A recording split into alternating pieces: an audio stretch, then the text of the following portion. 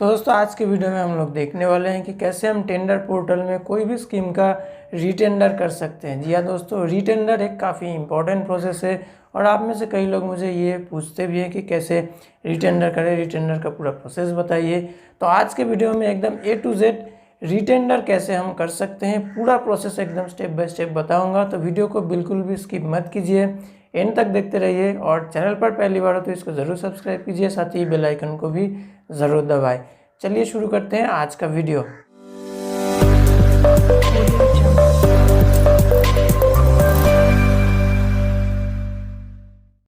तो दोस्तों सबसे पहले तो हमें ई टेंडर के वेबसाइट पे आना है। यहाँ पे आने के बाद क्लिक हियर टू लॉगिन इस ऑप्शन पे क्लिक करना है और हमें अपना यूज़र आईडी और पासवर्ड देके अपने अकाउंट में लॉगिन करना है।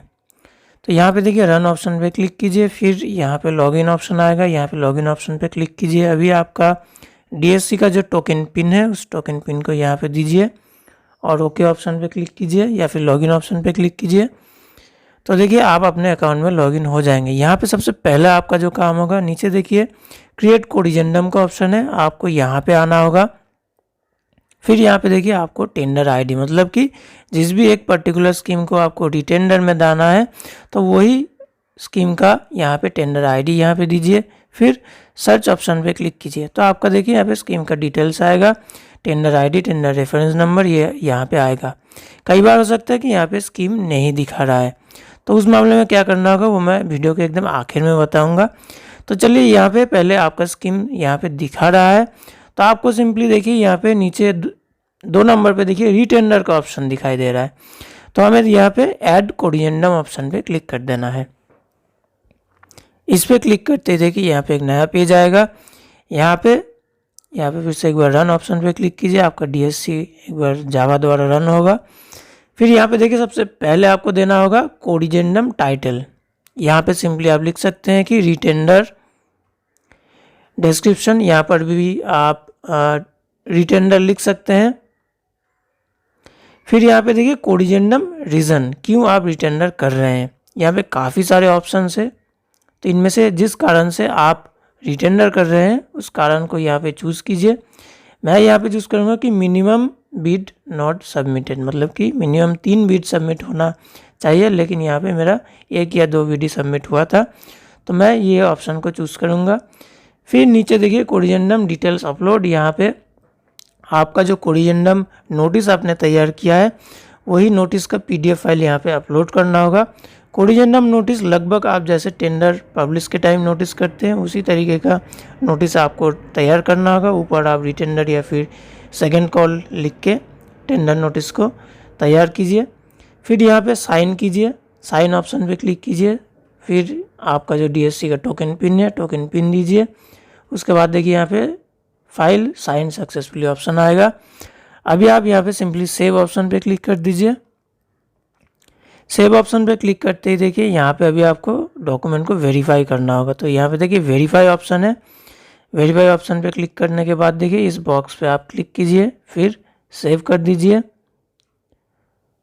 अभी देखिए आपका जो कोडिजेंडम नोटिस आपने अपलोड किया ये वेरीफाइड दिखा रहा है। अभी हम नेक्स्ट ऑप्शन पे क्लिक करेंगे तो यहाँ पे आपने जो कोडिजेंडम नोटिस तैयार किया है उसका थोड़ा डिटेल्स दिखाएगा, तो चेक करने के बाद सेंड टू पब्लिश ऑप्शन पे क्लिक कर दीजिए। अभी आपको पब्लिश कोडिजेंडम ऑप्शन पे आना है लेफ्ट साइड के द्वारा। फिर यहाँ पे देखिए पब्लिश ऑप्शन आएगा, पब्लिश पे क्लिक कीजिए, फिर पब्लिश कोडिजेंडम। तो आपने जो कोडिजेंडम नोटिस तैयार किया है वो पब्लिश हो जाएगा, लेकिन आपका काम अभी कंप्लीट नहीं हुआ है। आपको वापस यहाँ पे क्रिएट टेंडर या फिर टेंडर लिस्ट इस ऑप्शन पे आना है। फिर यहाँ पे आने के बाद जिस भी टेंडर का आप रिटेंडर करना चाहते हैं यहाँ पे सारे टेंडर यहाँ पे आपको दिखाई देगा, जो भी टेंडर आपने पिछले दिनों में पब्लिश किया है। तो जिस भी टेंडर नोटिस में आपने रिटेंडर करना चाहा है उस नोटिस पे व्यू ऑप्शन पे क्लिक कीजिए। व्यू ऑप्शन पे क्लिक करने के बाद यहाँ पे देखिए रीटेंडर का ऑप्शन आएगा, तो रीटेंडर ऑप्शन पे क्लिक कर दीजिए। यहाँ पे क्लिक करते देखिए आपने जो स्कीम का आपने रिटेंडर कोडिजेंडम तैयार किया था वही स्कीम यहाँ पे शो होने लगेगा। तो यहाँ पे मतलब जितना भी आप कोडिजेंडम करेंगे, रिटेंडर का कोडिजेंडम करेंगे, वो सारे स्कीम यहाँ पे शो करेगा। तो आप जिस भी स्कीम का अभी पब्लिश करना चाहते हैं वहाँ पे देखिए एक्शन ऑप्शन पे क्लिक कीजिए। यहाँ पे क्लिक करने के बाद यहाँ पे आपको वर्क डिटेल देना होगा, जैसे आप टेंडर पब्लिश के टाइम पे देते थे। सेम डिटेल्स आप भरिए, स्कीम का नाम, अमाउंट, ये सब भरिए। देने के बाद नेक्स्ट करेंगे तो यहाँ पे फीस डिटेल देना होगा। यहाँ पर भी same tender fees, earnest money details यहाँ पे देना होगा। तो मैं ये सारे स्टेप को स्किप करूँगा। फिर यहाँ पे देखिए क्रिटिकल डेट्स आपको देना होगा। तो ऐसे ऐसे नेक्स्ट करते जाइए, जैसा आप टेंडर पब्लिश के टाइम पे करते हैं सेम प्रोसेस है यहाँ पे। तो सेम प्रोसेस के द्वारा आप यहाँ पे देखिए बिड ओपनर्स को सिलेक्ट कीजिए, फिर सबमिट कीजिए। फिर यहाँ पे देखिए आपको टेंडर डॉक्यूमेंट अपलोड करने का बोलेगा, जहाँ पे आप SOQ या फिर एस्टिमेट या फिर BOQ ये दोनों अपलोड करेंगे। तो यहाँ पे अपलोड ऑप्शन पे जाइए। फिर यहाँ पे टेंडर डॉक्यूमेंट टाइप सिलेक्ट कीजिए। यहाँ पे टेंडर डॉक्यूमेंट से BOQ है तो आपको मिनिमम एस्टिमेट या फिर SOQ और BOQ अपलोड करना ही होगा। अपलोड करने के बाद वेरीफाई करना होगा दोनों डॉक्यूमेंट्स को। ये सारे प्रोसेस आपको पता ही है, तो मैं इसको डिटेल में नहीं दिखा रहा हूँ, क्विक आपको दिखा रहा हूँ, क्योंकि ये आपको पता है कि कैसे टेंडर पब्लिश करना होता है। तो उसी सेम प्रोसेस है। यहाँ पे अभी आपको अदर इम्पोर्टेंट डॉक्यूमेंट्स, यानी कि क्या क्या क्रेडेंशियल आपको चाहिए, क्या क्या डॉक्यूमेंट्स आपको चाहिए बिडर के पास से, डॉक्यूमेंट को सिलेक्ट कीजिए, फिर नेक्स्ट कीजिए। यहाँ पे आपको फाइनल एकदम दिखेगा, मतलब जो आप पब्लिश करने जा रहे हैं, टेंडर अमाउंट, टेंडर डेट्स, ये सब आपको दिखाएगा। तो सब कुछ चेक करने के बाद सेंड टू पब्लिश ऑप्शन पे क्लिक कर दीजिए। यहाँ पे क्लिक करने के बाद आपको पब्लिशर के पास ये सारे डॉक्यूमेंट्स चला जाएगा। तो अभी आपको ये पब्लिश करना होगा। तो पब्लिश करने के लिए भी सेम देखिए पब्लिश टेंडर का ऑप्शन है यहाँ पे। तो पब्लिश टेंडर ऑप्शन पे अभी आपको क्लिक करना होगा। इस पर क्लिक करते देखिए जो आपने नोटिस या फिर डिटेल तैयार किया है वो यहाँ पे शो होने लगेगा। तो सिंपली पब्लिश ऑप्शन पे क्लिक कर दीजिए। फिर यहाँ पे फिर एक बार सारे डिटेल्स दिखाएगा। आप चेक करने के बाद देखिए पब्लिश टेंडर ऑप्शन पे क्लिक कर देंगे तो आपका जो रिटेंडर का स्कीम है वो सक्सेसफुली पब्लिश हो जाएगा और बिडर जो भी डेट आपने दिया था उस डेट के बाद से बिड सबमिट करने के लिए सक्षम होंगे। यहाँ पर अभी मैं बात करूँगा कि जब आपने क्रिएट कोडिजेंडम ऑप्शन पे क्लिक किया था वहाँ पे अगर आपका स्कीम नहीं दिखा रहा है तो आपको क्या करना होगा। तो यहाँ पे कई सारे स्टेज है, मतलब कि मान लीजिए आपने टेक्निकल कवर को ओपन किया, वहाँ पर पहले ही आपने देख लिया कि वहाँ पे मिनिमम 3 बिडर्स नहीं है। तो आपने टेक्निकल कवर ओपन किया लेकिन कोई भी बिड ओपन नहीं किया है, बिड डॉक्यूमेंट्स डाउनलोड नहीं किया है, तो आपका स्कीम क्रिएट कोडिजेंडम ऑप्शन पे दिखाएगा। जब भी आप टेंडर आईडी वहाँ पे डालेंगे और सर्च करेंगे तो वहाँ पे आपका स्कीम दिखाएगा। लेकिन मान लीजिए कि आपने टेक्निकल कवर ओपन किया है, बिड को भी ओपन किया है, बिड डॉक्यूमेंट्स भी आपने डाउनलोड किया है, तो वो स्कीम क्रिएट कोडिजेंडम ऑप्शन पे आपको नहीं दिखाएगा।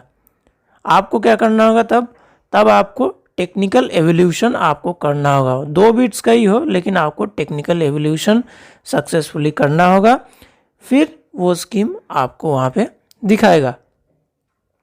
अभी मान लीजिए कि आपने टेक्निकल एवोल्यूशन भी कर लिया, फिनेंशियल बिड ओपन का डेट भी डाल दिया, लेकिन फिनेंशियल बिड आपने ओपन नहीं किया तो आपका स्कीम सक्सेसफुली दिखाएगा। लेकिन आपने फिनेंशियल बिड को ओपन कर लिया, सारे बिड का BOQ भी डाउनलोड कर लिया, लेकिन आपने क्या किया, आप फिनेंशियल एवोल्यूशन नहीं किया, तब आपका स्कीम रिटेंडर के लिए नहीं दिखाएगा। तो मतलब मेरा कहने का मतलब ये है कि आप टेक्निकल कवर ओपन करते ही अगर आपका मिनिमम बिड सबमिट नहीं हुआ है तो वहीं पर ही रुक जाइए, कोई बिड ओपन नहीं कीजिए, कोई भी बिड डॉक्यूमेंट्स डाउनलोड नहीं कीजिए। और अगर आपने गलती से कर भी लिया है तो टेक्निकल एवोल्यूशन आपको करना होगा। वहाँ पे फिनेंशियल बिड ओपनिंग का डेट और टाइम एकदम क्विक दे दीजिए। तो फिनेंशियल बिड ओपनिंग का टाइम जब भी हो जाएगा उसके बाद से आपको वो स्कीम कोडिजेंडम ऑप्शन पे दिखाई देगा। एक बार फिर से रिपीट करता हूँ, फिनेंशियल बिड ओपन का टाइम जब हो जाएगा उस टाइम के बाद ही, मतलब टेक्निकल एवोल्यूशन के टाइम आपको एक financial bid opening time date देना होता है। उस डेट और टाइम के बाद ही आपका स्कीम रीटेंडर यानी कि कोरिजेंडम में दिखाई देगा। अगर आपने बिड डॉक्यूमेंट्स ओपन कर लिया, टेक्निकल बिड डॉक्यूमेंट्स ओपन या फिर डाउनलोड कर लिया है, उसके बाद का ये पोजीशन मैं बता रहा हूँ। अगर आपने कोई भी बिड डॉक्यूमेंट्स डाउनलोड नहीं किया है, सिर्फ टेक्निकल कवर ओपन किया है, वहीं से समझ गए कि ये रीटेंडर आपको करना है, तो तब आप कोई भी बिड डॉक्यूमेंट्स डाउनलोड मत कीजिए, टेक्निकल सिर्फ कवर ओपन करके ही रखिए, तो सिंपली आपका स्कीम रीटेंडर के लिए वहाँ पे दिखाई देगा, मतलब कोरिजेंडम में आपको दिखाई देगा। और अगर आपने गलती से बिड डॉक्यूमेंट्स डाउनलोड कर लिया, बिड कवर ओपन किया, बिड ओपन किया, बिड डॉक्यूमेंट्स डाउनलोड किया, तो आपको टेक्निकल एवोल्यूशन तक जाना होगा। और टेक्निकल एवोल्यूशन करते वक्त आपको एक financial bid opening date and time बिठाना होता है वहाँ पे। तो उस मामले में जब वो फिनेंशियल बिड ओपनिंग का डेट और टाइम हो जाएगा, आई रिपीट, जब वो फिनेंशियल बिड ओपनिंग का डेट टाइम हो जाएगा, तभी वो स्कीम कोरिजेंडम के लिए वहाँ पे दिखाई देगा। तो इस तरीके से दोस्तों आप कोई भी स्कीम का रीटेंडर कर सकते हैं। और आप सोचेंगे कि ये तो एकदम नया टेंडर करने के समान है, एकदम सारे डॉक्यूमेंट्स फिर से भरना होता है, तो इसका क्या फ़ायदा है, मतलब क्या सुविधा होता है? इससे एक सुविधा ये होता है कि आपका जो टेंडर लिस्ट है वहाँ पे एक डुप्लीकेट स्कीम तैयार नहीं होगा। अब अगर फिर से नए तरीके से उसको अगर पब्लिश करने चाहेंगे तो क्या होगा, पिछला स्कीम तो रह ही जाएगा आपके टेंडर लिस्ट में, फिर ऊपर ये नया स्कीम वहाँ पे जुड़ जाएगा। मतलब आपके एक्चुअली में शायद 10 काम थे, लेकिन आपको 11 काम शो होगा टेंडर लिस्ट में।